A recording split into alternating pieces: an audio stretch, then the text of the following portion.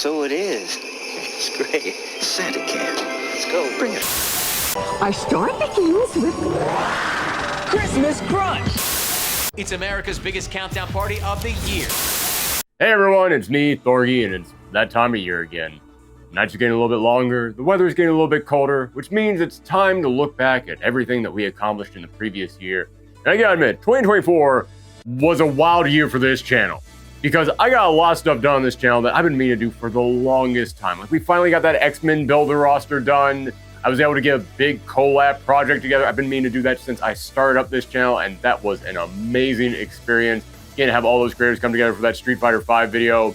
Granted, I regret the reason we all came together was to talk about Street Fighter V, but I am still so happy that I finally got to do a video like that. And beyond just the videos themselves, I got to do a ton of stuff this year that I've been meaning to do my entire life. I finally got to go to EVO this year, and I met so many other creators, I met so many fans, and that was an incredible opportunity. It was unlike anything I had ever experienced in my life. That was amazing. However, yeah, I'll be the first to admit, there's a lot of stuff that we wanted to do this year on the channel that we just didn't get around to. I really wanted to finally finish that Street Fighter retrospective, and shockingly enough, it's still going. We only have one part left. I am hoping to finish it early next year. But yeah, sadly, the Street Fighter retrospective is still going on. I cannot wait to be done with that, so that way we can talk about some other things. And also, this year, the Fight for the Future charity stream, it still happened. We were able to come together, and we were able to do it, and we were able to raise over $800 for the World Central Kitchen, which is an amazing organization out there. But every other year, it was a week-long event. This year, it was a one-day event because there was just no time to do anything bigger than that. Yeah, I kind of regret that. So next year, we absolutely have to do a much larger charity stream. We have to do something like we did in the previous years. That is a big goal for next year. But I also have to be honest with you guys. I feel like there's something else that I'm forgetting. It feels like there's something else that I wanted to do this year that I just completely forgot. I mean, sure, there's tons of other builder rosters that I wanted to do, but that wasn't it. No. There's definitely some other stuff that I wanted to get around to that I can't remember what it was. But you know what they say? If you don't remember it, it wasn't that important. And this is New Year's. And end of the day, that's what New Year's is about. Sure, look back at the previous year, but look forward to the future, and that's the important part. You can't keep bogging yourself down thinking about all the stuff that you didn't do in the previous year. You can't keep stopping and thinking about, oh, what could have been. No, you can't live with those regrets. You gotta think about the future, and you gotta focus on all the upcoming projects. You gotta focus on the new year, not thinking about what you couldn't do in the previous one. So join me today as we focus on 2025 and all the amazing things that are... Oh, wait, no, I just remembered what it was that I forgot. Yeah, everything that I just said about moving on, f all that. We're definitely doing this.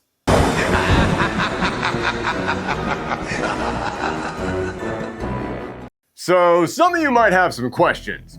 Well, long story short, back on our old channel, which was dedicated to everything pop culture related, whether it be comics, movies, video games, we had this tradition where every single October we would have this event called Thorgiween, where I would talk about everything horror related throughout the entire month. And when we closed that channel down and I moved it over here to this channel, I loved doing Thorgiween so much, I decided we're going to continue that tradition over here on the brand new channel. Problem is, I soon discovered that on this brand new channel, I would end up doing massive Ken Burns style 3-hour-long documentaries multiple times a year about fighting games. And when you're doing that, yeah, you don't really have the time to do a bunch of videos related to horror stuff. And sure enough, this year when October ran around, I recorded multiple videos that I was planning on putting out for Thorgiween, and then I came down with a bad case of life happens, and we couldn't get the videos done in time. Despite the fact that I had recorded all the gameplay, recorded all the audio, edited all the audio, edited most of the videos together, but I just couldn't get those final touches together in time. And honestly, I got really bummed about it, and I was like, man, we put out the videos last year during November. I don't want to put them out in November again. I guess we just won't do it. But, you know what? It's the end of the year, and I'm tired of not getting Thorgiween content out there. So yeah, it is weird that we're putting this out on New Year's Eve. I admit that, but you know something? What's the point of having your own channel if you can't occasionally just do a weird thing just for you? So I know this is going to be very strange to a lot of people. I know a lot of people are going to see this and think, why the hell are you doing this at all? But sometimes you just gotta do something that you enjoy. something that just makes you feel good inside. And I'll be honest with you, a lot of people reached out to me and asked, hey man, I know you didn't put them out during October, but do you still have some videos on the way? There are actually people who were looking forward to these videos as well. So for you folks out there, I hope you enjoy this as a very weird New Year's countdown. Plus, I also got all the thumbnail art commissioned for these videos, and if I don't actually use them for something by the end of the year, I won't be able to declare those commissions on my taxes. But you know, it was mostly about the doing something that I just enjoy and for all the people out there who like these videos. So join me, won't you, on this weird D-tier YouTube version of a forgotten Rod Serling show, because tonight we're going to host an anthology of spooky horror games. And when it comes to spooky horror games, oh man, there's so many that I'm a fan of. I love Resident Evil. I've been to Dead Space and back. I've even been through Silent Hill a couple of times. But the big horror franchise that I have never ever touched is Clock Tower. And we're not talking about that one tonight. No, the other big horror franchise that I've never touched is Amnesia. We're also not talking about that one. Or Evil Within. Or Alone in the Dark. Or Five Nights at Freddy's. Am I sure that I'm actually a horror fan?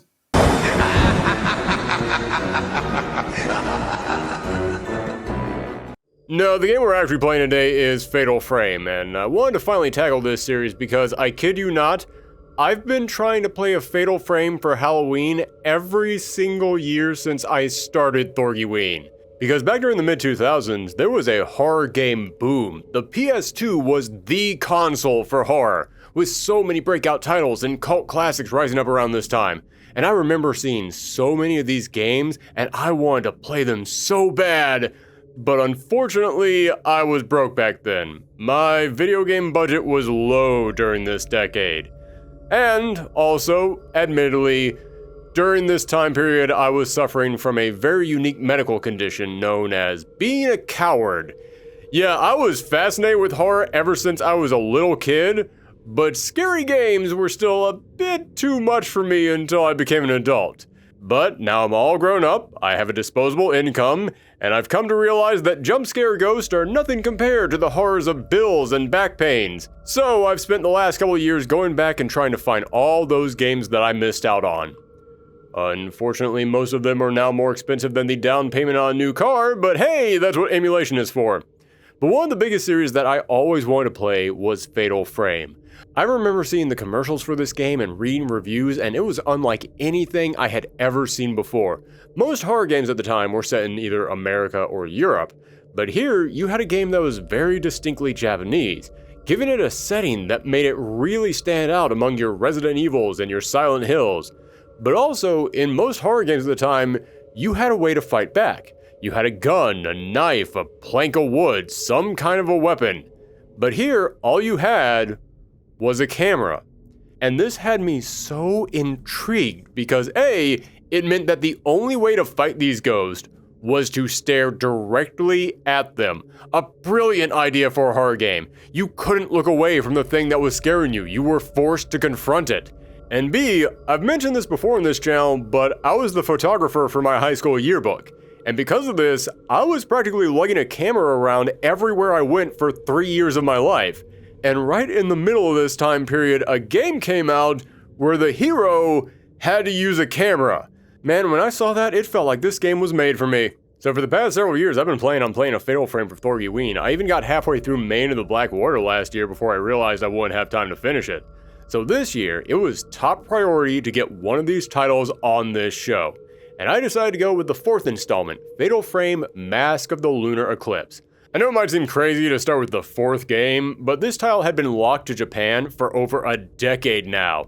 And considering it came out on the Wii, and the game heavily relied on the console's motion controls, we never thought we were ever going to see a port of this. But last year, it was finally given an English release and updated for modern consoles. And this game is also unique because it's the only Fatal Frame game to be worked on by standout auteur developer Suda51, the man behind No More Heroes or Killer 7. And if you tell me there's a Fatal Frame game made by the guy who invented Travis Touchdown, my interest is immediately piqued. So it just felt like everything about this lined up to be the perfect game to play this year. So, now that I have, what did I think? I think I should have started on literally any other game in the franchise.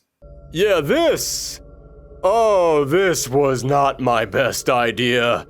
This was one of the most frustrating game experiences I have had in years now, and it wasn't for the gameplay, it wasn't for the story, it was kind of for everything. And the worst part is, I said that last year I got about halfway through Main of the Black Water, but that's not really enough to gauge that entire game, and there were problems in this game that I didn't have in that game. But I don't know if this is the one that's different or if that's the one that's different.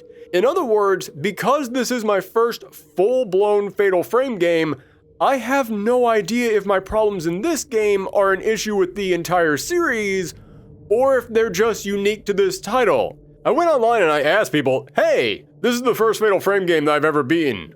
Are they all like this? And half the responses were, no, this is the weird one. And the other half were, yeah, they're all like this. Thanks, guys, you were a big help. Well, let's start by talking about the plot. On a remote island several years ago, there was an outbreak of a disease. People were staring up at the moon, and suddenly their faces were blooming with this weird, distorted, wavy light. Doctors were left stumped, so when they couldn't explain it with science, they turned to faith and myth. This led them to attempting a ritual involving 5 young girls from the hospital, only for the ritual to go horribly wrong. Because based on my research, it appears that's the one constant in this entire franchise.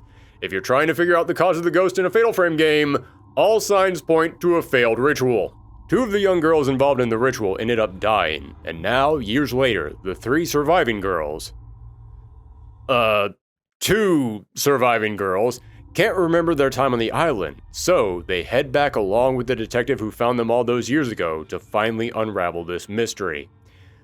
At least, that's what I think is happening, because this is one of the most ambiguous and cryptic stories I've ever played in a game. It starts with one of the girls saying she's going to the island to learn about what happened to her when she was younger, and that is it. Beyond that, there is no introduction to anything. You are 2 girls and a detective exploring this medical facility. None of you are together. In fact, it wasn't until the end of the game that I finally realized none of you were even there at the same time. I kept thinking that all 3 of you were supposed to be there, but you were just separated and you just kept missing each other like ships passing in the night. These characters never once meet, there is no interactions between them. In fact, there is no interactions with anybody because you are all alone in this medical facility. In other words, there's nobody to discuss the story with, and none of these characters are going to just stop in their tracks and say, well, you know, the plot of this game is this.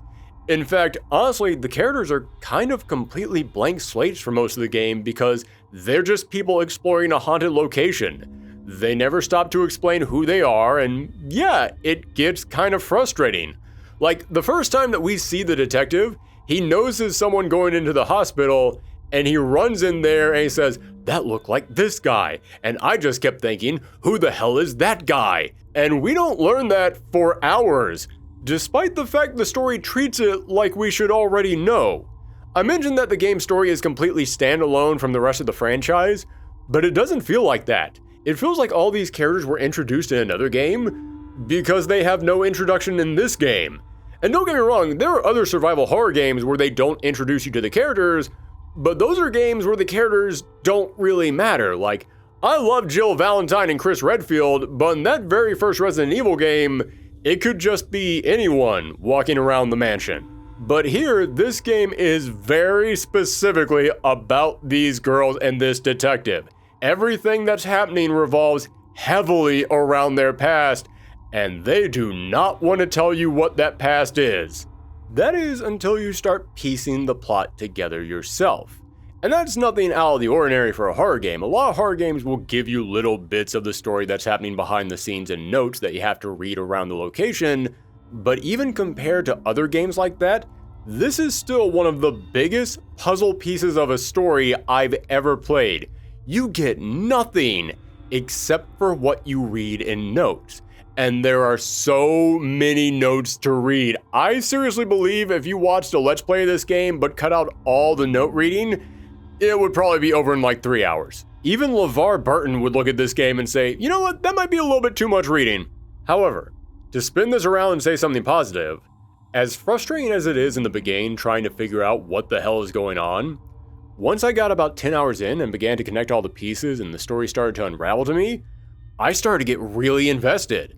There came moments later on where I would find a note or walk into a scene where a different character had been before, and I started to gasp as I began scrambling to say, wait, hold on, so that means this connects to that, so it means that this character was here for this thing, and yeah, I can't lie, that was actually really cool. I just wish I could have started to feel that way like maybe 5 hours before this. So with the story being, let's say, mysterious, the main appeal of this game is the atmosphere and the gameplay. And when it comes to the atmosphere, hey, you know what? A+.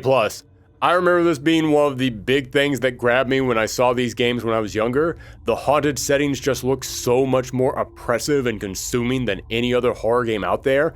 And yeah, as I walked around this hospital, the atmosphere is perfect. Everything feels empty and abandoned, but also, it's just upkept enough that you feel like maybe someone else could still be here. Like you're not entirely alone. And the hallways are all empty, but they're all so empty, it feels like something's standing there. It feels like there's space for something to be there at the other end of the hall just staring at you. Something that you can't see. And the lighting, even when you're indoors, just has this feeling like the moon is illuminating everything. And in a story where the moon is associated with people dying and going crazy, yeah, it's kind of perfect. And I love how there will be just these random little movements that make you question, wait, did you see that? Like you walk into a hallway and a mask falls off the wall.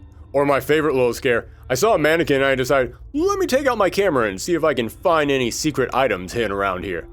And suddenly the mannequin's head turned, but just the tiniest little bit. It didn't make some big drastic shift and come to life. No, it was this tiny little twist to look directly at me. And it was perfect because it left me questioning, wait, did that just move?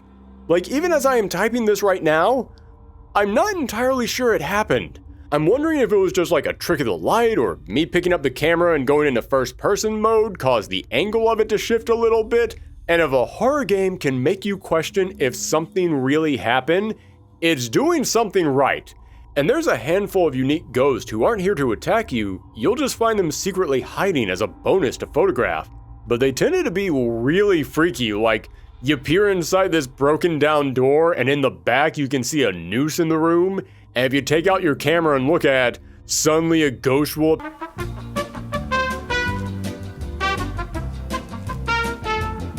Although as for the rest of the ghosts in the game, yeah, I'm not nearly as impressed. Again, I'm not yet talking about the gameplay, so I'll cover how you battle them later, but just talking about how the ghosts look and act.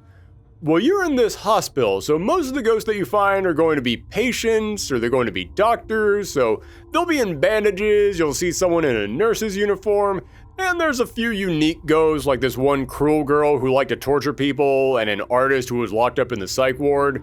But even they're basically just humanoid ghosts floating and crawling around.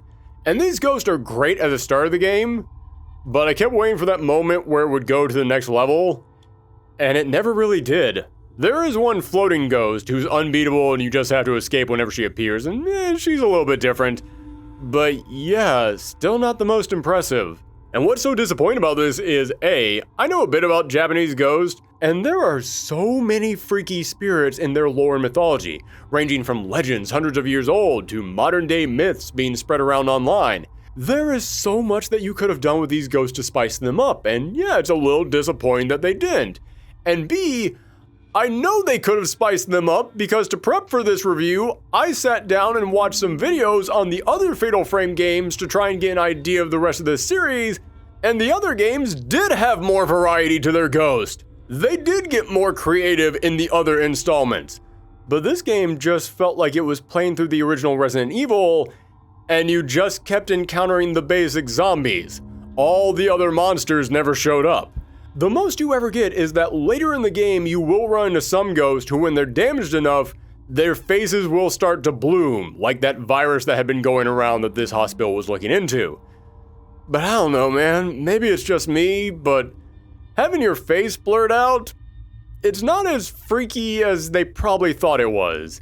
It felt like now I was facing the exact same ghost, but with a filter on their face. Damn, how weird is it that the game that was made by Suda51 is the fatal frame that decided to restrain itself? So yeah, when it comes to the story and to the environment, there's a few disappointments with it, but that isn't true for the gameplay. Because disappointment implies a mix of good and bad, and this is pretty much all bad. Let's start with the big mechanic of the whole game, taking photos. You have this special camera that you can use to dispel ghosts roaming through these halls. Just line up your shot, let the camera charge up, and then snap the photo. There is a bit more to it than that though. You have multiple types of film, each of which do different amounts of damage and can charge up at a different speed, and you can find new lenses to put on your camera, each of which can give you a unique special attack, such as being able to stun the ghosts, push them back, or just do extra damage. And the closer the ghost gets to you, the more damage you'll do to them, but if you take the shot the split second before they attack, you'll activate the fatal frame. Hey, that's a pretty good name. Somebody should call a video game series that. I say that because in Japan, this franchise is just called Zero. I don't know why either, but it does make me really want a mod where this guy is going through the game. A fatal frame shot won't just stun the ghost, it'll also instantly charge up your next shot with the camera and zoom all the way in on them, meaning you can instantly chain multiple powerful shots together. So in other words, if you risk getting hit, you'll be rewarded with big damage and a big combo. It's a really good idea, and I took a decent chunk of damage throughout the game because I was constantly trying to get that fatal frame shot. Partly because those fatal frames do feel really good to pull off, and partly because combat in this game goes on for so long and I just wanted to get it over with. Yeah, in the beginning, each ghost I ran into was pretty standard. They appeared, slowly came at me, I took their photo 2 or 3 times, and they were done. But as the game went on, they started to throw a couple curveballs at you. The ghosts would start twisting as they attacked to make it harder to capture them, or they would start disappearing and reappearing somewhere else, and I would have to use the radar to find them, which could get really tense whenever the radar just started flashing like they were right on top of me and I couldn't tell what direction they were coming from. And that's all fine. But what made the combat so annoying later on in the game is these ghosts would start not disappearing, but just walking behind walls and staying there for so long. So many fights in this game stopped being me trying to find the ghost, and it became me knowing what direction they were coming from. I knew where they were, I could see the health bar on screen, and I just had to wait on them to walk out into the open like, okay.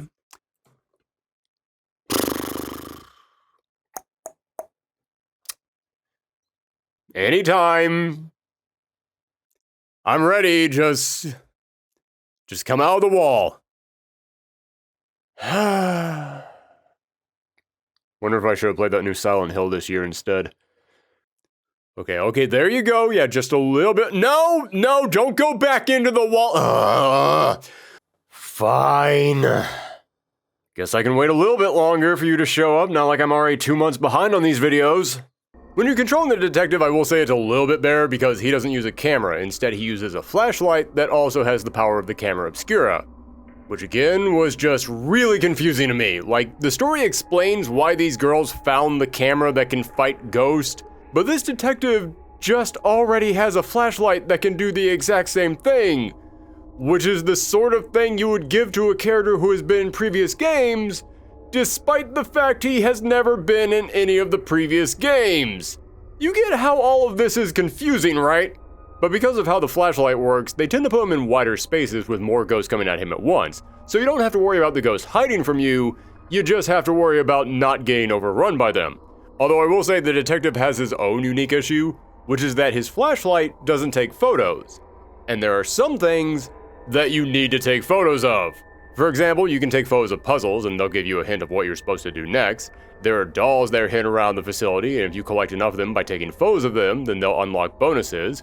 Or when you're near a secret item, you'll get a little alert in the corner of your screen, which was very appreciated, and you can make the item reveal itself by shining a light on it, but because the controls in this game are a bit, yeah, I'll get to that in a second, it's sometimes easier to get the light to shine on them when you're using the camera.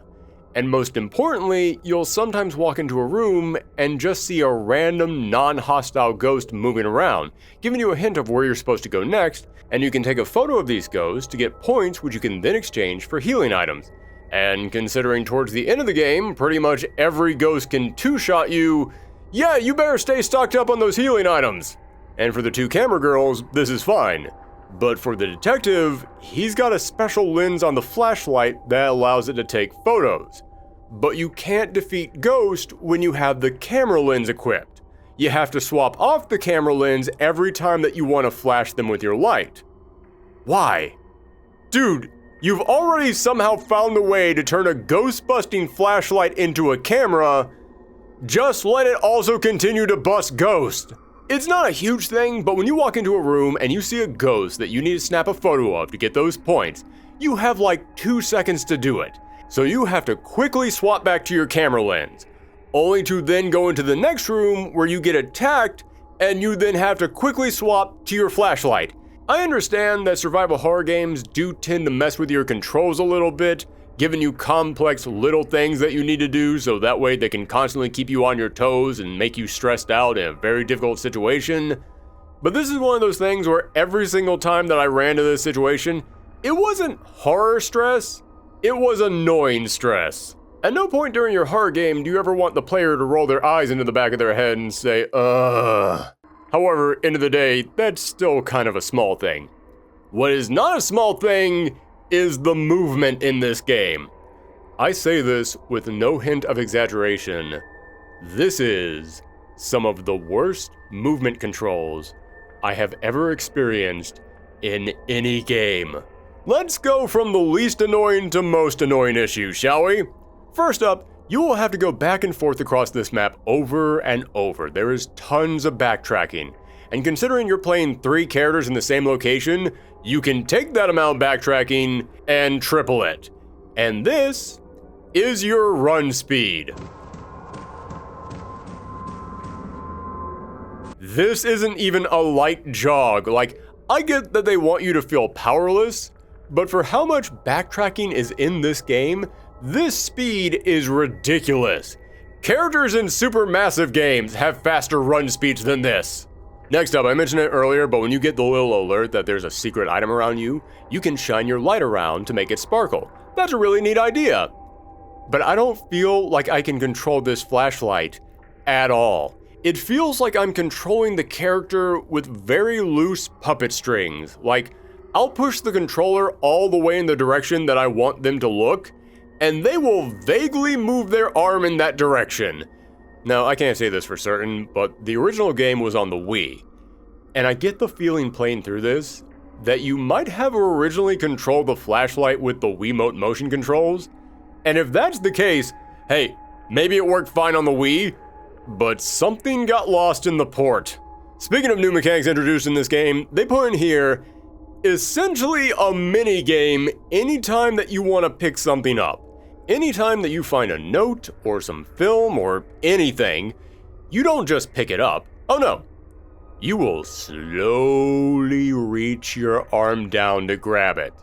And the second time that I did this, I realized, oh, this is how I'm going to pick up everything in this game, because eventually I'm going to get jump scared. Eventually something is going to reach up and try and grab me. And sure enough, that's exactly what happens. And you know what? That's a pretty creepy idea. The first few times that I had to reach my hand out, yeah, I got pretty tense. I felt the old tingle running up and down my spine. I repeat, the first few times I did that. But you don't do this a dozen times, 20 times. I am not kidding you. You are going to have to stop and play this stupid red light, green light game over 100 times in this game. And it did indeed wear out its welcome quick. And I only saw the ghost reach up and grab me about 7 times in this entire game. which I guess is better than overdoing it. You do a scare like this too many times and it stops being scary. But on the other end of that argument, when it's done so rarely, it just makes me look at this long, slow, hand-reaching animation and think, what the hell is the point of this? You're artificially adding so much time to this game just for a handful of jump scares? Oh wait, hold on a moment everybody, I just noticed the game is out of place. Let me go ahead and put that back where it's supposed to be.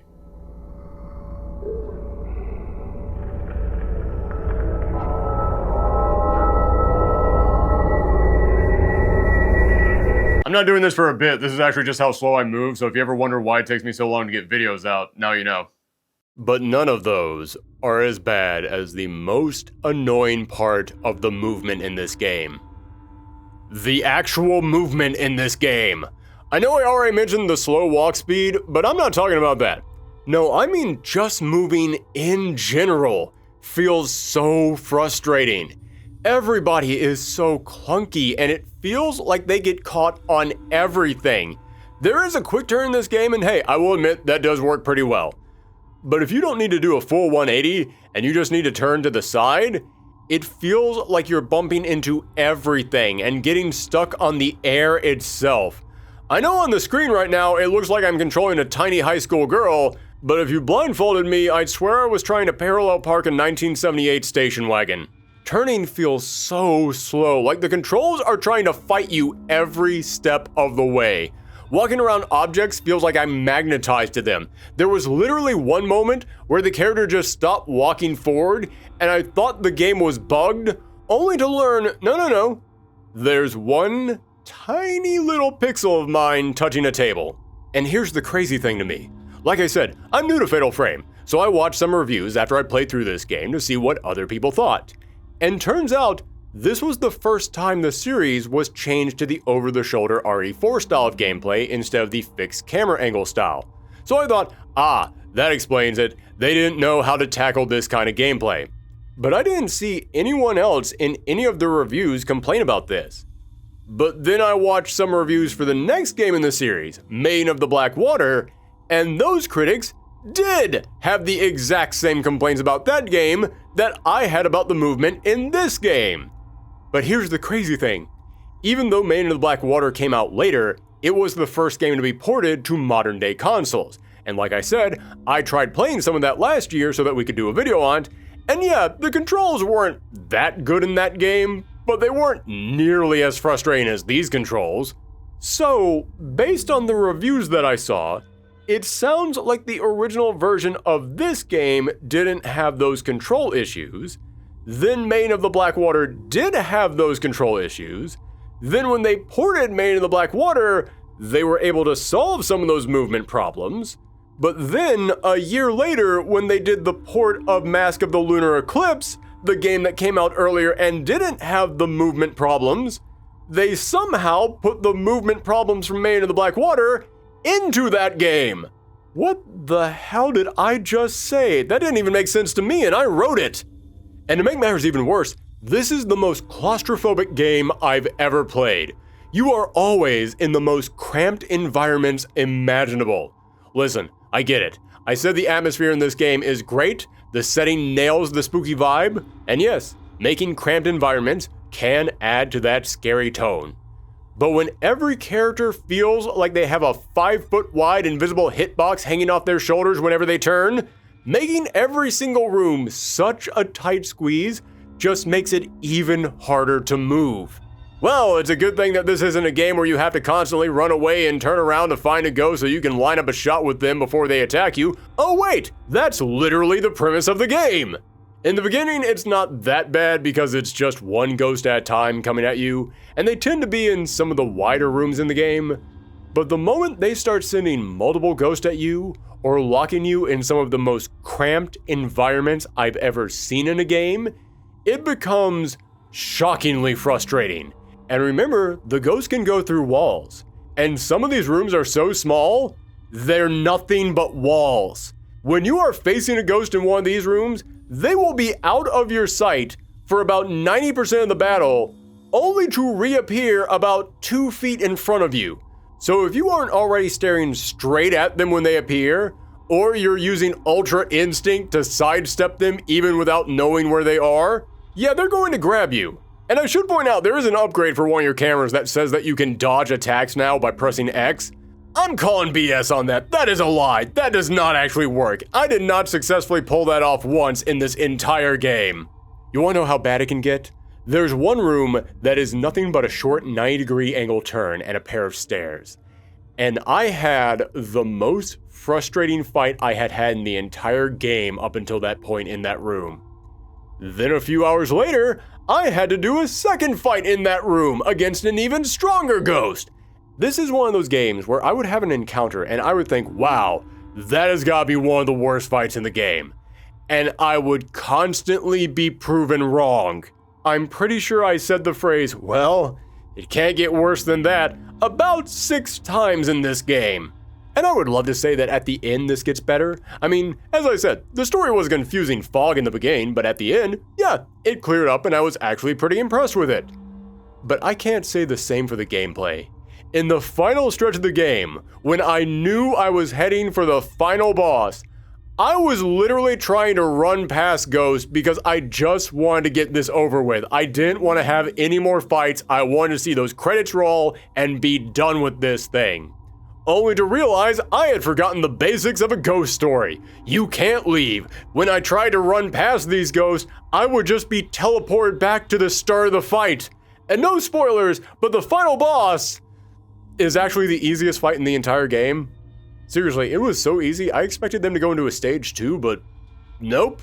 Just a few flashes of the camera and they were dead. Apparently in the original Wii release, after you beat that ghost, there's then a really complicated and stressful minigame that involves motion controls, but because modern day consoles don't have motion controls, they just took that out. So yeah, now you just have this really unsatisfying and kind of empty boss fight. So I guess it actually is an appropriate end for the game. So I have now played through my very first Fatal Frame game. And what did I learn from Fatal Frame, Mask of Lunar Eclipse? No, I mean Regret. I, for one, learned that atmosphere is incredibly important to a horror game. But it's not everything. There's definitely incredible, stunning atmosphere in this game. Every single time that I went into a room, you just got that feeling of dread, like there was something haunting this area, and that you were helpless to go up against it. But I also got that feeling of helplessness from the fact that the controls are just bad. They're so bad, and here's the thing. I have listened to other Fatal Frame fans. I went through and watched a ton of reviews for other Fatal Frame games, and it feels like even the most die-hard Fatal Frame game fans all kind of agree, yeah, the gameplay is not this franchise's strongest selling point. Sure, back in the old PS1, PS2 days, games that had this clunky of controls were more common. A lot of people were just used to that back then. But so many other franchises have moved past that, and I'm not saying you need to have the Fatal Frame characters jumping through windows and doing flips and dodge rolls around. No, we don't need to go that route, make it action horror or anything like that, but I definitely feel like somebody could come in here and take this amazing atmosphere and this amazing concept and then give it controls that don't make you want to eat your own hands. But I do have to reiterate, this was my very first Fatal Frame game, and even I could tell as I was playing it, this is not the one I should have started with. So if you are a Fatal Frame fan, let me know in the comments down below, which game should I have started with? What's the one that I should try after this to get a better understanding of what the Fatal Frame franchise is all about? If you were going to try and sell Fatal Frame to someone, which is the game you would tell them to play? And who knows, maybe we'll check that out on a future Thorgiween. But that is just the start of our festivities tonight. Come back after these commercial breaks for something very, very different. Dunkin' Donuts is proud to announce we've created a monster. Introducing a haunting collection of minis for Halloween. They're alive!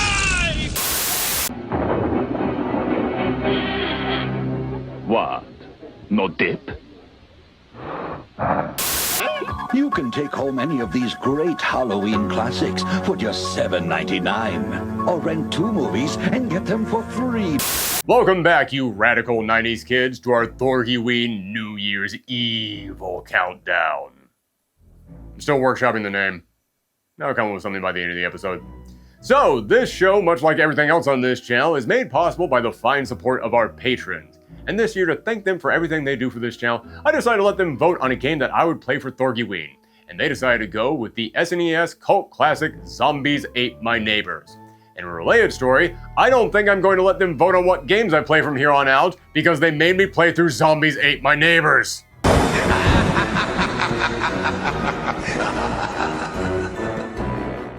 Ah yes, Zombies Ate My Neighbors. That game every 90s kid ran from Blockbuster but never beat.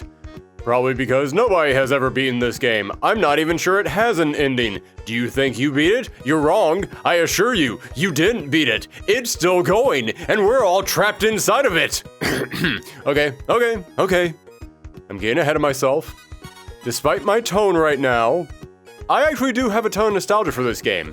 I grew up a pretty big fan of monsters. Granted, I didn't get to watch a lot of actually scary movies back then because I was, as I have established, a coward.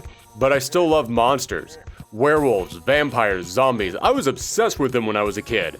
And if you were a kid in the era of the Super Nintendo who loved monsters, Zombies Ate My Neighbors was made just for you. You played as either Zeke or Julie, the most radical 90s kids you can possibly imagine.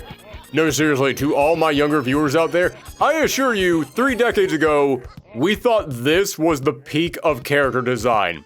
In fact, these kids are so generically 90s, you can definitely tell where a couple of Zeke's influences were coming from. Just listen to the sound that he makes when he takes damage. If I didn't know any better, I would swear they stole that sound effect directly from Bart Simpson. If Nancy Cartwright did not get a check for this game, she needs to talk to her lawyers. But the game starts with Zeke and Julie being dropped down to their neighborhood, and you'll never guess what they find. Zombies! They're everywhere, they're roaming around, and they want to eat their neighbors. So, you have to run around and find 10 neighbors and then save them. When the last one is found, a door magically appears which takes you to the next level. And yeah, that's pretty much it. That's the entire game. Or at least that's the basic premise. With each level, you'll find yourself going to a brand new location, ranging from a desert to a mall to an ancient castle, and with each level, you get brand new monsters to fight, ranging from the classic Universal staples to legally distinct modern-day slashers. And you start the game with just a simple squirt gun to defend yourself, but you can pick up so many crazy items to add to your inventory. Everything ranging from silverware to weed whackers to shaking up soda balls to rocket launchers can be used as a weapon. And there's a second inventory slot that can be filled up with more defensive items, such as potions to heal yourself, or my personal favorite, the goofy clown face that you can use to temporarily distract your enemies. And if a monster gets one of your neighbors, then that will permanently decrease the number of survivors that you can save throughout the game. In other words, if 2 neighbors get eaten up on one level, next level, you'll only have 8 survivors to find. Then, if another neighbor gets eaten, then on the next level, there will only be 7. This is a pretty cool idea because it's sort of like an alternate way to have lives in a game. Because you can go through the entire game never once losing a life. Heck, you can never even get hit once by a monster. But if they eventually eat up all of your neighbors, it's still game over. And while they are rare, you can find items that heal you or even give you additional lives. But there's no way to get your neighbors back. A surprisingly morbid message for a kid's game. Now, there's a lot to love about this game. The music is really catchy, I do enjoy the creativity that goes into it, and it's got this really arcadey feel that makes you wonder if you could play through a level and do even better on it, like save more survivors, come out with an even better weapon. And like I said, I was obsessed with this game when I was a kid, and I think that's largely because this game feels like it was made with a child's imagination. Like, if you asked me as a kid, what do you think is the coolest thing that you could do in a game? I'd probably name off half the stuff in Zombies Ate My Neighbors. For example, there are potions that you can drink to give you power-ups, with the best one being an invincibility potion that turns you into a big monster that beats up all the other monsters. What kid doesn't want to turn to a big monster? Then the fact that so many of your weapons are just things that you pick up around the house, like, that's the kind of thing that a kid would think. If I had to fight off monsters, I bet I could do it with the silverware. Or you can pick up a fire extinguisher and freeze enemies with it. And I kid you not, When I was a child, I entered a writing contest where I wrote a story about a kid having to fight off a monster, and you know how he beat him? He used a fire extinguisher to freeze him. And when I played this game, I remember picking up that fire extinguisher, freezing an enemy and saying, I knew it. I swear these developers just sat their kids down and asked them how they would fight off monsters and just started taking notes. Or here's another small thing that I remember just putting the biggest smile on my face when I was a kid. You can get a rocket launcher in this game. And at first you probably think, oh, this is just the strongest weapon in the game. Obviously, that's what it's here for. It's just a really strong weapon, nothing more. But I remember I was going through a level, and I saw a wall that I needed to get to the other side of. I couldn't find a door, I couldn't figure out how to get around it, but then I noticed there was a crack in the wall. And I remember thinking, oh, it would be so cool if I could just use the rocket launcher to break that wall down. And guess what? That's exactly what you can do. And when I tried that and I saw it worked, my little child mind was blown back in the day. There is so much creativity in this game, and there's such a wonderful sense of humor to it too. Like, when it comes to your neighbors, you get points for each neighbor that you save. And I love that there's one neighbor who's just out grilling, and when you rescue him, you almost get no points for saving them, but you get a ton of points for saving their burger. It's a small thing, but it's just a fun little detail to throw in there. Or each stage has a name that's meant to sound like an old 50s sci-fi horror movie. And sometimes they'll even do a little lead into it like, more terrifying than the last stage. Damn, all the little details like that are so charming, it makes it hard not to love this game. And yet somehow I found a way. There's so much charm in this game. It's got a fun presentation, memorable music, but end of the day, all of that is overshadowed by the fact that it is gut-punchingly difficult. I said I have a ton of nostalgia for this game, but make no mistake, even when I was a kid, I remembered how hard it was. And I don't just mean normal hard. No, when I was a kid, most games were pretty tough because either developers back then had no idea what they were doing because the medium was still so new, or they still had that arcade rental store mentality where they tried to make the game hard on purpose so that way you would keep renting the game or pumping quarters into the machine. And even by those standards, this game is hard. I have watched multiple Let's Players over the years say they were going to take on this game only to give up because screw it, it wasn't worth it. And when I picked this game back up, I remembered that difficulty, but I thought, you know what? It probably won't be that bad. It drove me nuts when I was a kid, but I'm better at games now. Heck, I remember when I was a kid, I could never beat a Mega Man or a Sonic game, and now I can go back and breeze through those early games. I'm sure it'll be the same thing here. Nope! This game picked me up, threw me into the back alley, and kicked my face in like it just caught me cheating at the craps table in Vegas. The enemies in this game start off pretty easy. The zombies slowly lumber around, and you'll be able to save all your neighbors with no problem. But the difficulty quickly ramps up, and it never stops ramping. If I had to describe the enemies in this game in one word, it would be relentless. They run at the exact same speed as you, will chase you forever. Outside of a few examples, they keep spawning over and over and over again, and they read your inputs instantly. You go right, they go right. You go left, they go left. Exactly in step with you. There is no space to try and get around them. The only solution I found to get past them is that if they start chasing you, just keep running until you can find some item to run around and hope they get caught on it. Oh my god, this game was the inspiration for Dead by Daylight. But if you do that, and you're able to lose that monster that's chasing you, you're still going to have to go back in that direction to find the neighbors you were after in the first place, meaning you'll probably run into that same monster who respawned all over again. And as cruel as that might sound, your neighbors have it even worse. I can't tell you how many times I walked over to where a neighbor was supposed to be, which I will say, you can use a handy-dandy compass to try and find them, which, okay, that's nice, I do appreciate that, there's some points for you.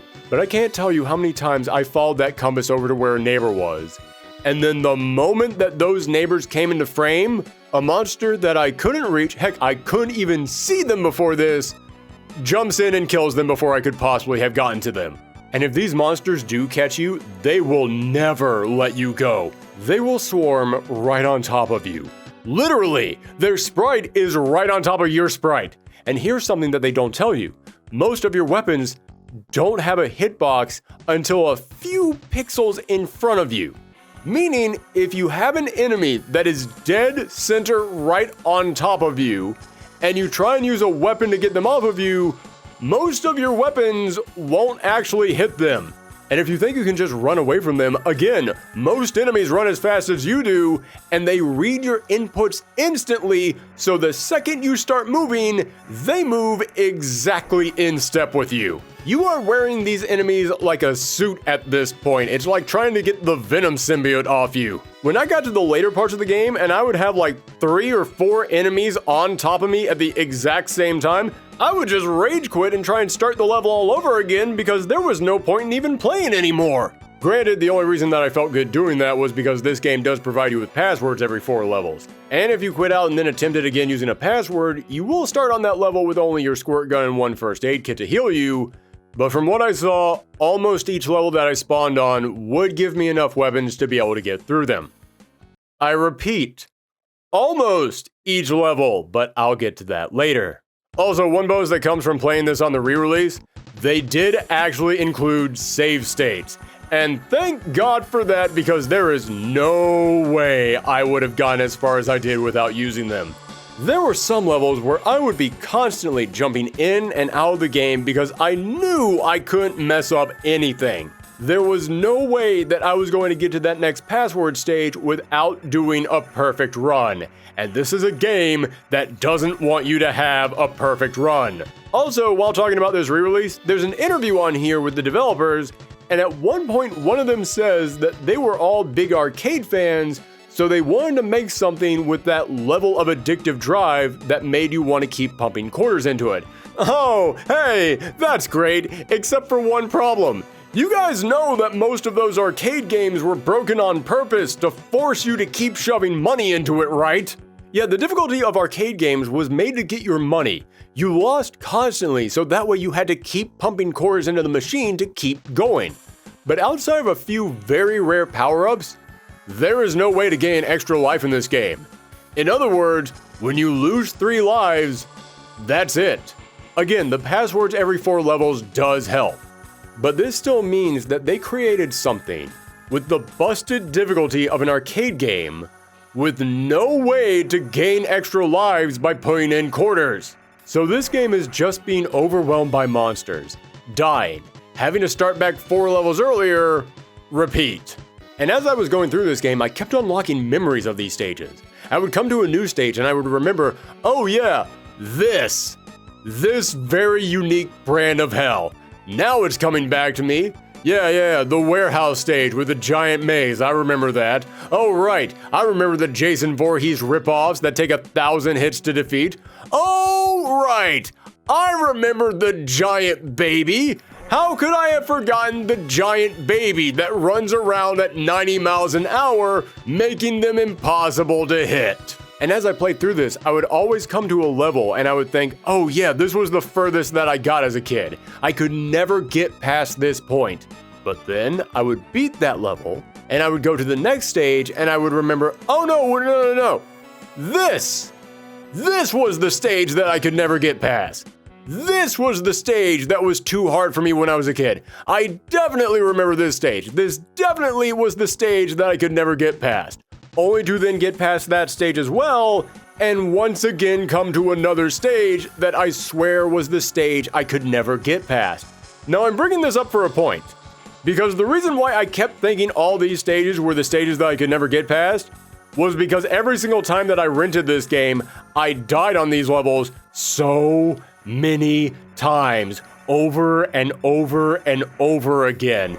Do you know how many times you have to die on every single level for your memory to trick you into thinking that each of them was the stage you could never get past? But I also wanted to bring it up because as I was playing through this game and I realized, oh, I keep coming to these stages that I can't remember which one was the actual stage I could never get past. Eventually, I came to the sandworm stage. And that's when my stomach sank and I remembered, oh, this was the actual stage. It's like playing a game where the strongest people in the world keep punching you in the face, and then someone walks up to you and everyone says, "Oh no, wait, that's the actual strongest person in the world. We're sorry, we were all just lying to you beforehand. That's the actual guy who's going to beat you to death." Yes, this sandworm boss fight, I finally remembered the actual last stage I was able to get to as a kid, and why I could never get past it. Because screw these sand monsters. They just pop up so fast that you can't react, and even if you think you're in a safe spot, you're not. They'll just start wildly flailing their tongue around and their hitboxes will go all over the place. But unfortunately, they don't suffer that problem from you because their hurt boxes are so small and shifting back and forth and you can't tell where you're actually supposed to hit them. I swear I could fire 3 shots at them and hit them at the exact same angle. And only one of those attacks would actually connect. In fact, that's not just a problem with the sandworms. That's a problem throughout this entire game. It feels like the hit and hurt boxes are just whatever the game wants them to be at that exact moment. I'm constantly shooting blast right through the opponent, or getting hit when it feels like I'm safe, or worst of all, oh, the worst of all, trying to rescue a neighbor, only to walk right around them because I guess I was 1 pixel off. But after several save states, and I do mean several save states, because there's no way I was going to take this fight on honorably, I was finally able to beat these stupid worms, meaning I was now finally heading into brand new territory. And this brand new territory sucks. Somehow, as bad as all the levels before this were, they just kept getting worse. Ranging from perplexing mazes, to non-stop waves of enemies, to levels where I'm pretty sure they're just f***ing with me at this point. Huh. Spikes. That's a weird name for a level. Doesn't really have the imagination of the other. Why are you like this? This game is meant to be played by children. These levels became so frustrating, I kid you not. I actually started hoping that the monsters would eat my neighbors, so that way there would be fewer of them to rescue on the next level, so I could just get through them faster. This game, called Zombies Ate My Neighbors, made me root for the zombies to eat my neighbors. This is the equivalent of playing Super Mario and hoping that Bowser will successfully take over the Mushroom Kingdom, so that way you can say, well, guess we lost. Nothing more I can do here. See ya. Climbing through all these levels was one of the toughest things I've ever had to do for this channel. And you know what? I couldn't do it. Yeah, I'll admit that right here. Outside of the secret bonus levels, there's 48 levels you have to go through to beat the game. And I got to level 46, and I couldn't beat it. Even with passwords, even with save states, I could not beat it. I mentioned that if you use a password, you'll only spawn with your squirt gun, but that wasn't too much of a problem, because on each of these levels I would find enough weapons to be able to make it through them. Sure, I would struggle. I would sometimes make it to the next password level with just a few crumbs to my name, but I still made it. Level 46 is nothing but one big hedge maze. Everything, and I mean everything, is walled off by shrubbery. And there are only 2 ways to get through these shrubs. Hey, I found a shortcut through a hedge maze. No, but that would have been a fun idea. The 2 ways to actually get through these hedges is to either use a rocket launcher, of which there are not enough on that level to get through all the walls that you need to get through in order to finish it, not even close, meaning if you want to use the rocket launchers, you have to go back several levels, like a dozen at least, and then not only make it all the way back to this level without dying, but also collecting every rocket launcher you find and not using them, saving them specifically for this level. Yes, if you want to get through this maze, you should have thought of that before you got here. Or, the other way to get through it is that this level is loaded with the chainsaw maniacs. It's just covered with them, multiple on screen at once. They're arguably the toughest normal enemy in the entire game, and this stage is lousy with them. However, the chainsaw maniacs can cut down the hedges themselves, but only if they're coming after you. Meaning, what this level wants you to do is to trick the multiple chainsaw-wielding maniacs to chase you down and then cut up the shrubs between you and your neighbors without them killing you or your neighbors. This is madness. Like, I see how they thought this was a clever idea. You have to use the enemies to get through the stage. That sounds smart, but you have to lead them on so much. And there's so many of them, and your room to maneuver around them is so small, and they're so fast and so relentless that I couldn't do it. This game beat me. I was only 2 levels away from finishing the game, and I just couldn't do it. This is the first time I have ever played a game for Thorgiween that I couldn't finish. I hated this level so much. Just flames on the side of my face. So you know what? Yeah, screw the neighbors. Go zombies. I'm on Team Zombie now. Team Zombie all the way on this one. This game when I was a kid left an impact on me, and now returning to it as an adult, I've come to learn that impact was actually a crater, a massive hole in the ground that nothing will ever heal. I just covered it with a whole bunch of nostalgia to make it look pretty. But you know what? One positive that I do have to give this re-release is that it didn't just come with Zombies Ate My Neighbors, it also came with the game's sequel, Ghoul Patrol. And even though I was obsessed with this game when I was a kid, not always for positive reasons as you have seen, but even though I was obsessed with this game as a kid, I never even knew that it had a sequel. So, you know what? Since I couldn't finish this game, let's check out the sequel. Maybe it got better. Okay, let's see. It starts off with an actual intro. Oh, okay, that's a bit more than we got last time. Turns out Zeke talks exactly like you'd expect him to. They're going up against a demon this time instead of a mad doctor. Okay, I gotcha, that's new. Well, let's start the game and oh no. Oh, this does not feel like the last game. Okay, I don't know if you can tell just from looking at the screen, but the previous game moved fast, like really fast. This game feels like I have cement in my shoes. It feels like I have to push my character to get them started. And yet, it almost feels like there's a slide to when I want to stop. Like, it feels like I start moving and stop moving about a second after I want to. It's like I'm trying to control a curling stone. I will say you can now slide and jump, so, you know, that's some extra mobility and that's appreciated, but man, they do not feel good. I can barely control the slide and it feels like I have to jump 4 or 5 times to be able to successfully actually land on something. Also, there's way less variety to the items in this game. I got the trophy for finding every weapon in the game on like the 2nd or 3rd level. I will admit that the aggression levels of the enemies is way better. They're challenging, but not ridiculous. But they're also more boring now. Like, they're just generic ghosts or demons. Part of the appeal of Zombies Ate My Neighbors is that it was all the monsters from all the movies coming together. It was like you were a horror fan and this was your toy box and you were just pulling out every single figure that you had. But this game feels like they lost the rights to all the monsters from the last game, so now they have to use the generic store brand stuff. So is Ghoul Patrol a better game? Well, it doesn't feel like they stole my lunch money and are hitting me with a car repeatedly, so there's that. But the movement, while not horrible, is just annoying enough to keep me from having fun. And the general tone and look of it is just kind of bland.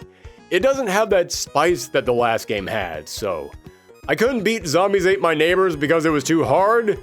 I didn't want to beat Ghoul Patrol because it was just kind of boring. Well, to all of our patrons out there who requested that I review this game, if you requested that I do so because you genuinely enjoy this game, I apologize. And if you requested that I review this game because you wanted to see me punished for some reason, mission accomplished. You know what really upsets me about this game? It's that you got this game where you're just going around with a bunch of toys and random crap and fighting off all these classic horror movie monsters. It doesn't feel like you need much more than that. Just make the game function, and then you know something? You you got at least a B on your hand, maybe a B plus even, and you don't even have to really do much more beyond just that. So to every single smaller indie developer out there who's thinking, I want to make a game, but I can't figure out what I want it to be, just do this. I don't mean just make Zombies Ate My Neighbors 2. As we just saw, that one doesn't really work either. I mean, just take this concept. There's not much more to it that you need to do beyond just that. This game is so charming. The concept is so brilliantly easy to understand. And if you were a kid who was into movie monsters, this game feels like it was made for you until you start playing it, and then you realize it was made for nobody. So if you are a game developer looking for your next big idea, I am begging you to just consider for a moment making your own version of Zombies Ate My Neighbors, because this idea is a home run. It just needs a game that can get kind of close to pulling it off. So, we are now halfway through with our New Year's Evil countdown, or whatever the hell I decided to call this thing at the beginning of the episode. My brain is fried after that last game. So, what do you say we all take a break, watch some commercials, and then we come back with something a little bit more refreshing.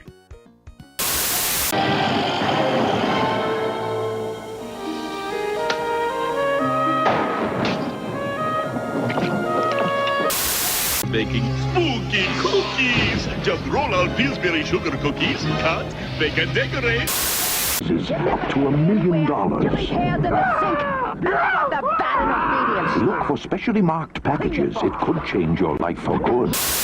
Welcome back, park attendants, to our Thorgiween New Year's Evil countdown. Yeah, I couldn't think of a better name. Well, after that last game, I definitely need a refresher. And you know something? Every year during Thorgiween, I like to spotlight a horror indie title. And this year, the big breakout horror indie darling was Mouthwashing. But that game came out in October, and I filmed all these back in August. So let's just pretend like that game hasn't happened yet. And instead, let's talk about Crow Country. Crow Country is a game that when it came out earlier this year, it blew away so many critics because it recaptured those old school survival horror vibes that so many of them had been craving. And it's set in one of the most dangerous amusement parks that you can imagine.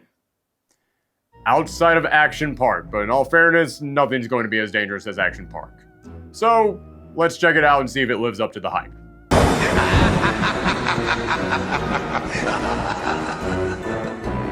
Crow Country released earlier this year for all major consoles and tells the story of Special Agent Maura Forrest as she goes to investigate the recently shut down amusement park Crow Country. Upon arriving there, she finds strange monsters roaming around the facility and scattered survivors who raise more questions than they answer. As you go through the park, you'll find notes detailing a conspiracy, a secret operation at the root of this park, and an incident involving an injured child many years ago. Wait, are we sure this isn't Five Nights at Freddy's? Like, there's a shocking number of horror games that all revolve around a kid being injured at some kind of a family funland, right? I'm not crazy, am I? Anyway, now one look at this game and you can tell it's going for a very specific tone. This is meant to have that PS1 vibe of survival horror. I mean, heck, with a heavy fog and rusty color to everything and Mars Jill Valentine's sense of style, the Silent Hill and Resident Evil references are being worn out in the open. And that goes beyond just the visuals. This is exactly what you'd expect out of a classic survival horror. Resource management, environmental storytelling, and puzzles. Lots and lots of puzzles. However, just because it's paying tribute to and taking inspiration from plenty of famous examples of the genre, doesn't mean this feels like it's just a ripoff. No, this game is surprisingly original. The setting, the story, the characters, they all feel unique. For starters, you're in an amusement park, which is such a perfect saying for a horror game. There is so much that you can do with a location like this. I'm genuinely shocked that we haven't gotten more games like this. Or, you know, maybe that's for the better. I'm kidding, obviously. The park is fine. And this game does a pretty decent job of using this environment. They're able to make it feel uncanny. Like, it feels dilapidated enough that you get the sense something happened here, but it's still clean enough and everything is running, so you get that feeling it wasn't that long ago. And you'll occasionally hear sounds or see something twitch and move. Not enough to wear you down, but just enough to keep you on your toes.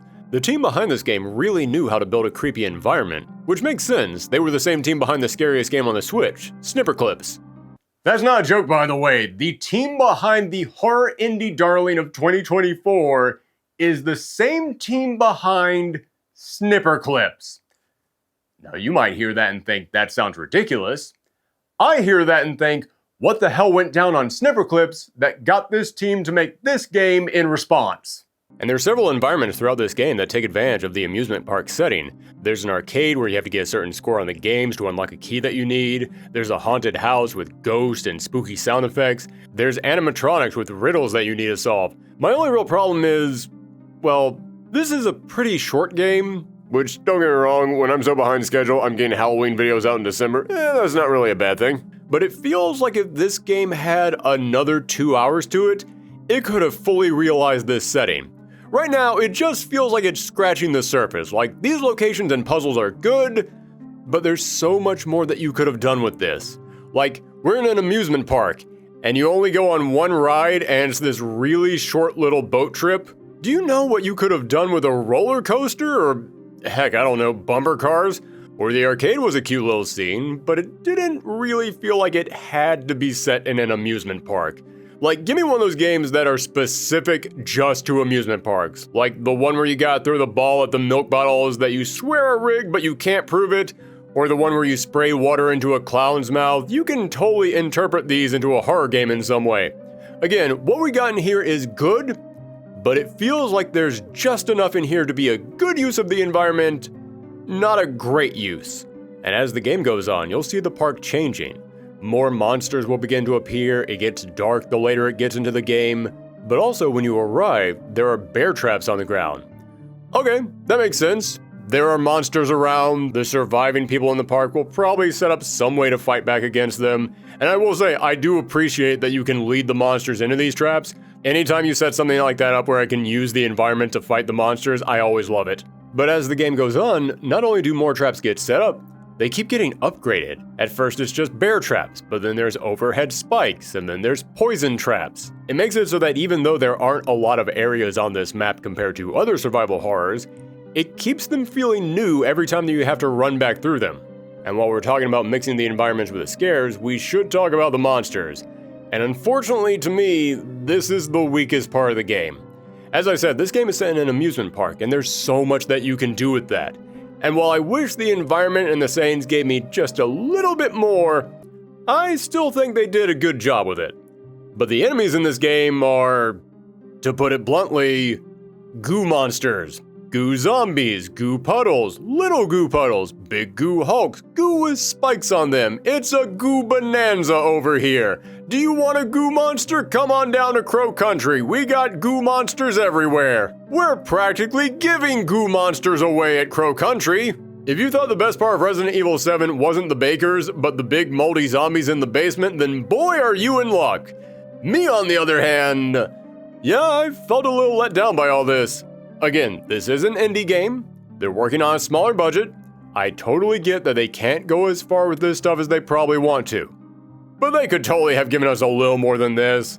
For example, when you walk into Crow Country, right there at the entrance is a giant hulking crow animatronic. And I looked at that and went, well, can't wait for that thing to start chasing me down. And spoiler alert, that never happened. You had Chekhov's giant crow monster just sitting right there and you never used it. Well, I mean, okay, sure. In all fairness, I understand why they might not have wanted to do that. I understand why they probably didn't want to go with the obvious choice of just bringing the park animatronics and mascots to life, because then people would have started comparing this to the aforementioned Five Nights at Freddy's, or Bendy and the Ink Machine, or Poppy's Playtime, or My Friendly Neighborhood, or goddammit, how many of these are there? But my point is, even if you didn't want to go the obvious route here, you could still have done something. Just fleshy goo monsters are so generic, and yeah, I can't lie, I'm a little let down by it. And when it comes to why these monsters are roaming around, well, obviously I won't go into spoilers, but there is some kind of a secret here. Some mystery, and it's honestly not bad. Not mind-blowing, but you know what? It's decent. And even if the reveal isn't all that spectacular, the clues to learn about it all were spaced out pretty well. I found myself enjoying piecing all of this together. In a game like this, even if the reveal itself isn't special, as long as you can make me excited whenever I get a new clue or meet a new character who can shed some light on the situation, then you're doing something right. Speaking of those characters, it's rare that I can say this about a survival horror game, but they're probably my favorite thing about the game. You're looking for the owner of the park, Edward Crow, and along the way you'll meet an injured photographer, an officer looking to help, an attorney who is here to bring legal action against Mr. Crow, Mr. Crow's daughter who may know more than she's letting on and is pretty torn up about it, a sleazy businessman who might have ties to what's going on here, and a construction worker who is shockingly okay with everything that's going on. Real big scruffy vibes coming off this guy. A greater tragedy my eyes have never beheld. Well, into the toilet. You might not interact with these characters much, but they're each either charming or intriguing. Like, the moment that I met Crow's daughter, all I could think was, oh, this won't end well for you. And I already feel bad about that. And you only really get like 1 or 2 scenes with a construction worker, but I gotta admit, he won me over pretty quick. It's very refreshing to get a survival horror game where all the survivors aren't simply saying, hey, this place is dangerous, or ouch, I'm dying. Bleh. But the best character is easily Mara Forrest herself. Her design might be pretty similar to another survival horror heroine that we've met before, but she stands out as her own character. You start off thinking, okay, special agent going into a big spooky location, probably your typical badass super cop. But as it goes on, you learn, no, that's not the case. She's actually way quirkier. She'll talk to the animatronics and thank them for helping with puzzles. If a vending machine doesn't work, she'll kick it with her big old Timberlands until it does. And she might have the weirdest commentary about what she's seen of any character I've ever met in a survival horror. Like, she sees a robot Dracula in the haunted house and thinks, hey, he's not too bad looking. Like, Mara, you get this is neither the time nor place for that, right? It becomes clear pretty quickly, Mara is not Jill Valentine. She's actually closer to, what if Maple Pines went to Silent Hill? I kind of want that to be a real game now. Now, I haven't really delved that much into the gameplay itself, and that's because it's a lot what you'd expect from this genre, which I think is another reason why so many people are applying it. If you're a survival horror fan, this game is like slipping into a cozy pair of slippers. And while I think there's a few bumps in this gameplay, I gotta admit, it does a lot right. Like when it comes to the movement in the game. So many people argue about tank controls. Should old school survival horror use them or not? This game does what I have argued we should do for so long now. It lets you do both. If you press the thumbstick, you get free movement. If you use the D-pad, then you have tank controls. Genius! No matter how you want to play this game, it accommodates you. And there's a run button, and maybe I'm just recovering from that Fatal Frame game we played not long ago, but holy cow, does it feel good to have a run button that actually runs. In fact, movement in this game feels better than any game we've played this year for Thorgiween. Eventually, you're going to reach a point in this game where whenever you go into a room, there are just tons of monsters all over the place, and you do not want to actually fight them. Partly because even the most basic enemies are bullet sponges. You have to unload an entire round into them for them to go down, and aiming your weapon kinda sucks. Yeah, this was the least fun thing in the entire game.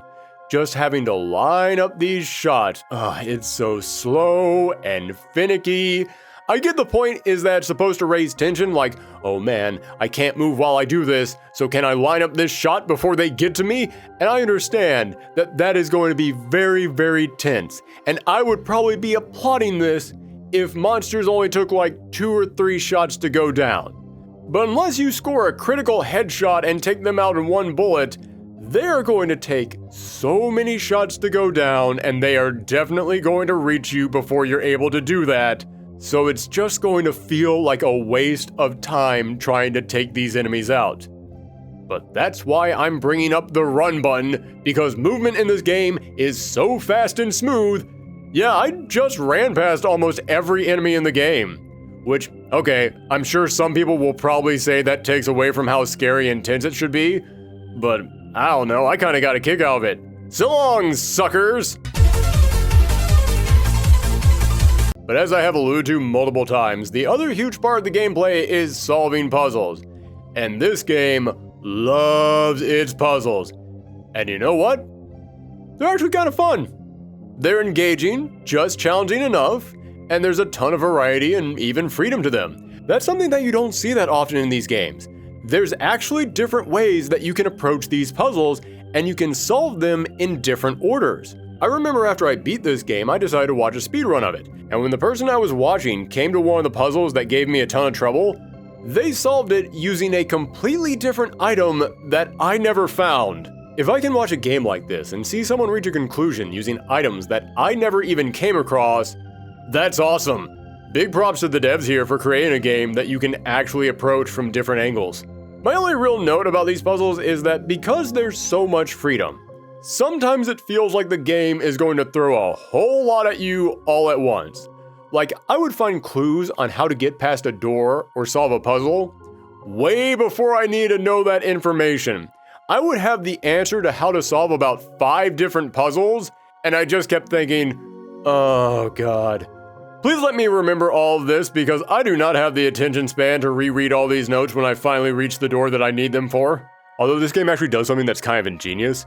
There's a machine at the entrance of the park, and that machine gives you a certain number of credits when the game begins, and you can use those credits for it to give you a hint of what you're supposed to do next. I kind of like this because if you do have trouble with puzzles in these types of games, you know what, hey, you can use a little help, there's nothing wrong with that. But in all honesty, I never once used this thing to tell me how to solve a puzzle. I used it about twice in the game just to remind me of where I needed to go. Like, I would be running around the park going, okay, I just solved 3 puzzles in a row. I completely forgot what the other 2 were that I needed to solve. Magic hint machine, can you help me out on this? Hey man, you gotta go to the haunted house. Thank you! That's where I was headed. That was the next place I need to go. Thank you very much. So yes, the puzzles can get a little jumbled in your brain when they send so many of them at you at once, but it's kind of nice that the game realized that might happen, so they put in here a safety net. So, as I said, this game has been hailed and praised all year long as the big breakout indie horror game of the year. People have been applauding this for months now, and after playing it, I'm not quite there with everyone, but I do think it's really good. Honestly, I think old school PS1 survival horror fans just have an itch that they want scratched, and believe me, I understand that feeling. But because of that, I think that a lot of those fans have just really been wanting a game like this. So maybe they've overhyped it a little bit. But again, I understand that feeling when a game comes along and it reminds you of all that stuff that you love. Sure, it might not be perfect, but it's perfect for you at that time, and there is nothing wrong with that. But for everyone else out there, everyone who isn't a huge fan of that classic era of survival horror, I'd still say it's good. A solid B+. Worth checking out, and hey, if you want something spooky to play this time of the year for a solid price that you can get through in just a day, well then by all means, take a trip down to Crow Country. Hey, there you go, Thorgiween 2024, I'll admit, did not start off all that great. First couple of games that we covered, you know, they had their problems. For Crow Country, even though I will admit I think it's maybe being a little bit overhyped, it was genuinely good, and it did remind me of what I do love about horror games. So, if you've never checked it out, go ahead, give it a look. There you go, you got one actual good recommendation out of me tonight. Let's see if we can get another one with our final game that we'll be covering after these commercial breaks. Feels very weird as a YouTuber to say after these commercial breaks. Malibu Beach, where you can hang 10. Look, Frankie and Annette. And of course, when it's time to chill, just reach for that cooler. Sauce, we're using my mummy's recipe. Mummy, This better be good. It'll be great. Does your daddy have a recipe? Norman, is that you? No, it's Buzz McKenzie, and it could be you! Look for this display and enter Bud Light. Welcome back, you miserable pile of secrets, to the Thorgiween New Year's Evil Countdown. And this is the finale. Yes, it's time that we finally bring our show this evening to a close. The clock is ticking down, the new year is approaching, and my voice is about to give out after how much screaming I did about Zombies Ate My Neighbors. And for our final game that we're going to tackle tonight, I want to go out on something big, something special, something that has been on my bucket list for so many years now. Because I've brought this up several times throughout the years, but I love Metroidvania games. I love those games about going across a big map, opening up brand new areas every time that you get a power-up. It's such an addictive formula. So would you believe me when I say I still, to this date, have never played the game that put the Vania in Metroidvania?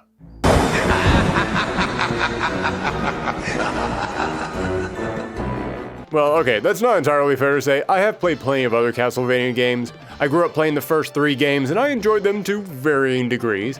But then I loved Castlevania Bloodlines on the Genesis. And years later, I ended up playing several of the more modern titles. We even played Aria Sorrow on this show a few years back. So I've got experience with this series' pre-Metroidvania era and its post-Metroidvania era. But when it comes to Symphony of the Night, the game that actually introduced this gameplay shift to the series, yeah, that one has always been a blind spot for me. Despite it being hailed as one of the best games in the series, and one of the best games on PlayStation's entire library. So today, I'm going to finally correct that as we dive into Castlevania Symphony of the Night. I'm sure if you know anything about this series, you know the setup. We start with Richter Belmont, who had previously been introduced in Rondo of Blood, heading up a long series of stairs to challenge Dracula. I kind of love this opening because a Belmont fighting Dracula is typically how we end these games, and now we're starting with that. It's a great way to quickly capture our attention. But you know what else is great? Your words are as empty as your soul. Mankind ill needs a savior such as you. What is a man? A miserable little pile of secrets. But enough talk. How about you? Pure cinema. Okay, in full transparency, that was the original recording of that line in all its glorious cheese. But these days, the only way that you can play that version of the game is to get the PlayStation Classics version on the PS3. But instead, I decided to go with the modern re-release Konami put out a few years back, which uses the audio from the PSP version. I decided to go with that version because A, Yuri Lowenthal and Michelle Ruff going up a twisting tower is oddly nostalgic for me, and B, because, well, what can I say? I'm a sucker for PlayStation trophies, especially if you can tell that the devs had fun with it, and I can't lie, the moment that you put the shoes on that make Alucard slightly taller, and you get the trophy, I wish I was a baller, yeah, I was sold. Whoever came up with these trophy names, good job, no notes. But Richter challenges Dracula, and this is a fight that you're meant to win. Well, I mean, okay, in all fairness, you're meant to win every fight against Dracula, otherwise this would be a very different series. But what I mean is that even if you lose and your life drops down to 0, Maria, the little girl who Richter rescued in Rondo of Blood, will come running out and heal you. That is such a cool little detail and a great callback to that game. But from there, we jump ahead 5 years, where you're now playing as Alucard, the son of Dracula, who had last been seen in Castlevania 3, where he was decidedly less badass and only about half as sexy. Alucard has been slumbering since his last appearance, but he awakens to find that Dracula's castle has risen again, but now there aren't any Belmonts around to stop it, so he has to investigate what's up. He breaks into the castle, taking out everything in his path, only for his father's servant Death to appear and strip him of all his weapons and power. Or as we call it, the Samus Aran treatment. From there he goes through the castle, facing off with hordes of the undead, traversing twisting landscape, encountering now grown-up Maria Renard, and learning the secret of what really happened to Richter. As far as plotlines for games from the 90s go, it's pretty interesting, and even though most of the game is just killing monsters, the little moments you get to flesh these characters out and see the twist in the story are handled quite well. I'm really curious how Netflix is going to adapt this into the next season of the show. Probably with everyone being really monotone and with lots of unnecessary swearing. Just call it a hunch. Now as for actually playing this game, I ran into a bit of a roadblock early on, which is that this game was designed to be played on a PS1, or in this case the PSP, and the controls let you know that immediately. Those controllers were meant to use the D-pad, and it does not like you using the thumbstick. In fact, even when I use the D-pad, if I pressed up just slightly as I was walking forward, I would find myself just stopping dead in my tracks. I won't lie, it did take a little while to get used to that. But once I didn't have that problem anymore. I never noticed it again in this game. I'm just bringing that up because I'm sure that if some of you are going to try this game out and you've never touched it before, you might find it to be a little bit awkward in the beginning, but don't worry, I assure you that will pass. But what about the rest of the game? Well, as I said, I've played some of the later Castlevania Metroidvanias. Oh, I can see that game really annoying to say over and over again. Okay, I've played some of the later Castlevania search action games, as well as Bloodstained Ritual of the Night, which I feel totally counts. And those were all produced by Koji Igarashi, who was assistant director on this game. So in other words, even though I've never actually beat this game, I've got plenty of experience with how it plays. There's tons of platform jumping and other basic attacks in addition to occasional spells or special abilities, but there's also a dash of RPG elements in here.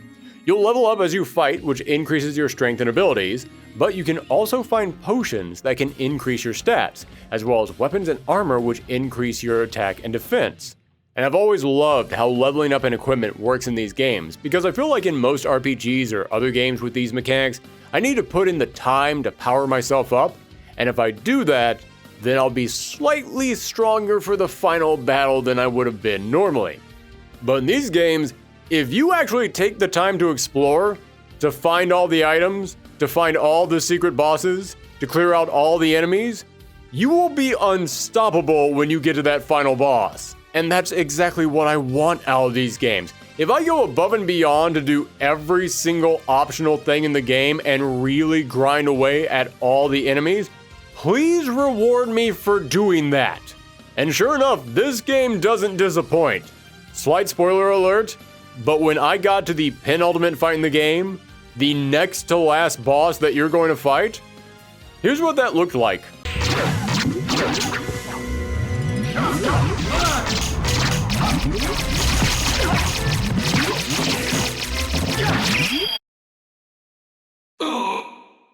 No! That took like 10 seconds, and that was with me missing about half my shots. Alucard at the start of this game was supposed to feel like a badass who got all of his powers taken away. Then here at the very end of the game, you know what? Badass status reclaimed. I will admit that the combat itself does feel really basic, but considering the time that this game came out, that's to be expected. But when you build Alucard up to be this strong, it still feels so good. It feels like I was actually rewarded for all the work I put in. And this castle is great. Exploring it and opening up new areas was amazing because every single section was so creative. I mean, okay, again, admittedly, I have played plenty of the games that came after this, including, once again, Bloodstained Ritual of the Night, which I now know is shockingly close to this game. Like, so close I'm kind of surprised that Konami's lawyers weren't making some phone calls. So it's not like I was really all that shocked going through this castle. My biggest reaction was probably just, oh, so that's where that came from. But if you've never played these games, going from giant bell towers to caverns under the ground to libraries where giant books are trying to kill you is actually a lot of fun. In fact, the entire atmosphere itself is incredible. No matter where you go, everything has this spooky old European vibe to it. And the music? Listen, you don't need me to tell you how good Castlevania music is. They've got some of the best tracks in gaming history. I've got Bloody Tears on in the background as I am writing this script on a loop. But when I was a kid, the thing that drew me to Castlevania in the first place was the monsters. And oh my goodness, going from the older titles to this one must have been mind-bending for people at the time. I mean, heck, as I said, I've played plenty of the later Castlevanias, and even I was surprised at some of the stuff they came up with in here. Okay, you got gargoyles, you got a gorgon, that's pretty normal. Ooh, giant woman with snakes and wolf heads, okay, getting interesting now. Massive orb of bodies that you have to chop through while spilling zombies onto the floor? Consider me impressed. Alucard's allies from the third game all resurrected by dark magic? Oh my dude, I am sold. Giant rotting bodies strung up on chains? Okay, that one actually might be too much. Seriously though, these monsters are so good in their designs and their animations. I love how so many of them have unique animations or cries when they're defeated, even if some of those cries are going to end up rupturing your eardrums.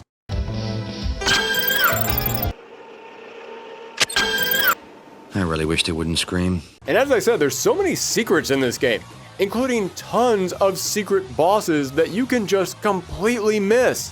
But by doing all these boss fights, as I said earlier, you'll get so powerful that you're going to end up plowing through some of the later game enemies. After the first half of this game, I don't think I had problems with anybody. I was able to take on every single boss with ease. Except for this big a-hole in the basement. Oh god, screw this guy. I died to this one optional boss fight more times than I did to any other enemy in the game combined. Based on the trophy, he's a reference to the platformer Kid Dracula, but honestly, I didn't care enough to look that up and confirm it because after I beat him, I didn't want to see his face anymore. But aside from that, this game was so much fun to play through. I had a blast finding all the items, fighting all the bosses, exploring the castle, and just finding all the little secrets. Not even things like secret bosses or weapons. I mean just the little stuff that they put in here solely as a joke. Like, there are so many small details in this game that you can tell they just put in here because they thought would be funny. For example, you can summon out familiars to fight alongside you, and if you summon out the bad familiar, and then you transform into a bat yourself, and then you turn back into your human form, the bat has a little question mark like, wait, where'd the other bat go? I love little details like that. Or there are foods you can eat to recover health, including a peanut. But do you know how you eat the peanut in this game? You have to throw it into the air, then hit a button at the right time in order to catch it in your mouth. There's no reason for the game to go that far with that, but they did it anyways. There are so many details that have so much thought put into them. Whether it be the items, or the bosses, or the locations and the map, it's just stunning to me how much work and thought was put into this game. I only have one question. Where am I supposed to go? Alright, now I remember why I never finished this game. As I said, this game was considered revolutionary for how it changed up the Castlevania formula, but also for how it helped to establish the Metroidvania genre. I mean, heck, the genre was still so new, this game literally provided half of its name. So in other words, people were still trying to figure out how to make these types of games. And because of that, well, I don't want to say that this game feels rough. Well, okay, there are a couple of spots in here where it does feel rough. There's some moments where they just spam enemies at you all across the screen to the point where it feels ridiculous. And it's still got that classic Castlevania knockback that we all love so much. Boy, I tell you, nothing feels quite as good as when you walk into a room just full of enemies, and you take out a couple of them, but then one gets a lucky shot on you, knocks you out the door, then you have to walk back into the room, and all the enemies respawn. That happened so many times that I don't feel comfortable giving you the exact number. But when it comes to the actual exploration and the Metroidvania elements, it's not that it's rough. It just wasn't fully realized yet. A good Metroidvania needs to give you a path to follow, while still creating room to explore. Like, you can look around in various places to find all kinds of directions that you can go, but eventually you will realize, oh, this is where I am supposed to go now. And this game gives you so much room to explore. There are so many places that you can just go. It feels like very little is actually walled off to you. And because of that, I ended up going to some areas long before I should have. I fought some bosses and I thought, damn, that was a huge leap in difficulty. Then I'd get a weapon or an armor from that enemy, only for the next 3 boss fights in a row to be super easy, and the weapons and armor I got from them would be weaker than the one I had equipped. Yeah, it is wild how free you are to just roam around this castle, which is really cool. But it's so free, I'd find myself wondering, okay, where the hell am I supposed to go right now? No kidding, this is actually why I never finished this game. I've started it like 4 times, never got past this one specific point because I went everywhere and saw everything on the map. And then I would end up having no idea what to do from there. You want to know what I was supposed to do at this point? Metroidvanias are all about exploring a map that has certain points locked off. Then you find moves or abilities that allow you to go past those points to explore even further. And each time that I played this game, I would always find this man in the library who was selling me items. And every time that I ran into him, I didn't check what he was selling because all I cared about was progressing. Little did I know, he was selling the exact item I needed to open the doors that I couldn't get past. And I know you might be thinking, wow, that was really stupid of you. And admittedly, yes, it was. But in my defense, most Metroidvanias give you these abilities and keys by beating bosses or solving puzzles. This game doesn't really do that. Most of the bosses just give you health and heart tank upgrades. In fact, pretty much everything in this game gives you health and heart upgrades. Seriously, it is crazy how many health upgrades you can get in this game. You will walk into a room and there will just be like 3 or 4 of them on the floor right there. But when it comes to the stuff that you need to actually progress, most of them are just kind of there. Like in any Metroidvania, arguably the most useful ability that you can unlock is the double jump. It always opens up so many pathways and increases your maneuverability. It's such a handy tool. And I kept waiting for the boss fight that would give me that ability. Know where you find that ability in this game? It's just sitting on the roof. Yeah, it was kinda just there. Most useful skill in the game, it was clogging up the gutters. And listen, I'm not saying that's bad. No. But it is weird. Again, speaking of somebody who saw how Castlevania evolved after this, it's so strange to play this game and think, you sure you don't want to do anything special with that? This is the key to open up doors that I couldn't get through. You sure you don't want me to, like, fight a boss? No? No, I just have to pay this old man for it? Okay. Sure. I guess that works. Again, I'm not saying that's bad. It's just kind of weird. However, what is bad in this game is the teleportation rooms. This map is gigantic, and there are multiple rooms that allow you to teleport to other parts of the map, which is a good idea.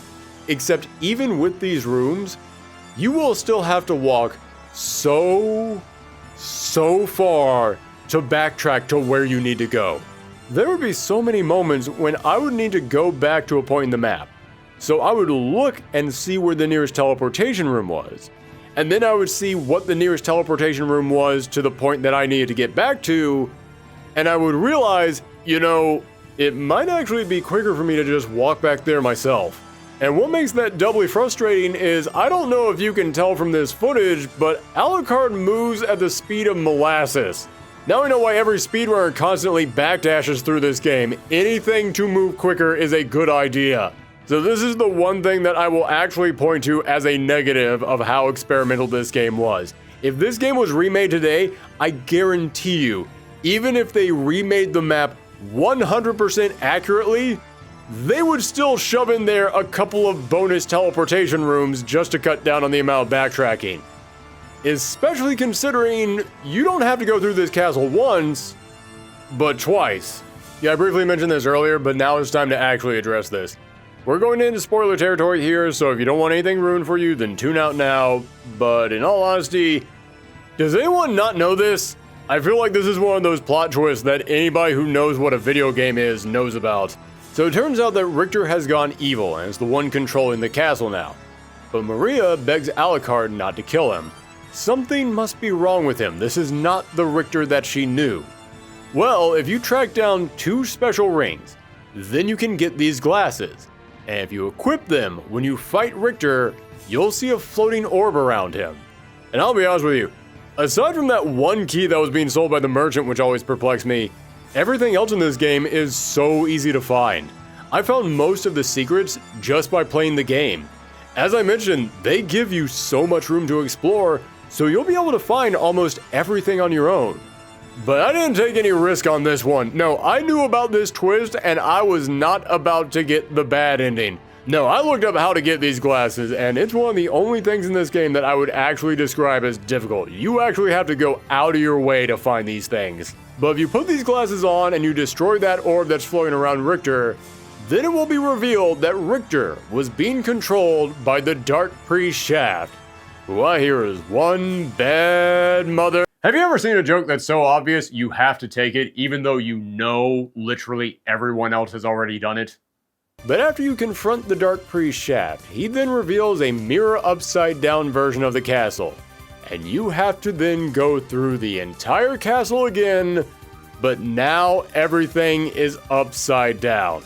Hey, quick question. How did you guys learn that you had vertigo? Because you'll never guess how I figured it out. Yes, the whole castle. Again. But upside down. And I will say, I applaud the developers for this because they were trying to easily double the size of the game without having to break the bank or putting everything on 2 different discs or crunching their employees. It's actually kind of ingenious, and I applaud them for wanting to keep putting more into this game and finding a creative solution to it. But that being said, it is impossible to make an entire half of your game running on the ceiling and not make it feel a little bit disorienting.